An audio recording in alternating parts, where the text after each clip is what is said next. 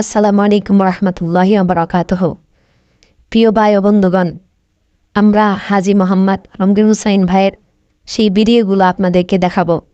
এখন ভাই যে জায়গায় দাঁড়িয়ে আছেন এটা হলো সেই ঐতিহাসিক চত্বর, যেটাকে কবুতর চত্বর বলেন। হজরত ইব্রাহিম আলাইহিসসালামের এক রুট, এটাকে বলা হয় ইব্রাহিম খলিলুল্লাহ রুট।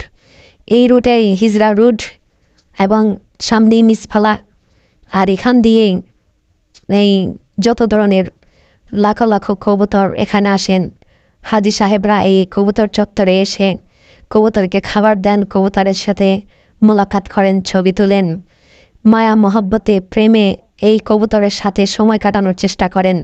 অসাধারণ একটা সময়, এই সময়ে আসলেই ভোলার মতো নয়। এখন যেখানে দেখতেছেন এটা হচ্ছে সেই জায়গা, খাবার বাহিরের চত্বর, এটা বাউন্ডারির বাহিরে এবং সামনের চত্বরে।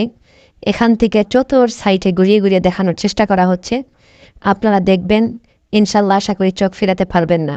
এখন যেখানে আছেন এটা হচ্ছে কাবা চত্বরে, যেখানে তওয়াফ করা হয়। এখান থেকে ক্লক টাওয়ারটা দেখানোর চেষ্টা করলেন এবং ক্লক টাওয়ারটা দেখলেন।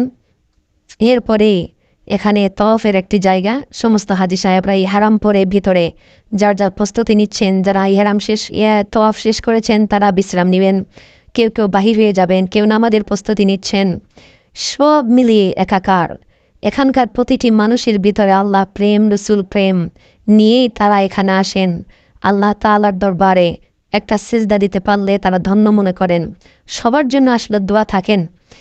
আমাদের আলমগীর ভাই সবার জন্য দোয়া করেন যে সব মুসলিম যেন আল্লাহ তাআলা তার কাবা এবং মদিনা শরীফে যাওয়া তৌফিক দান করেন, জিয়ারা করার তৌফিক দান করেন।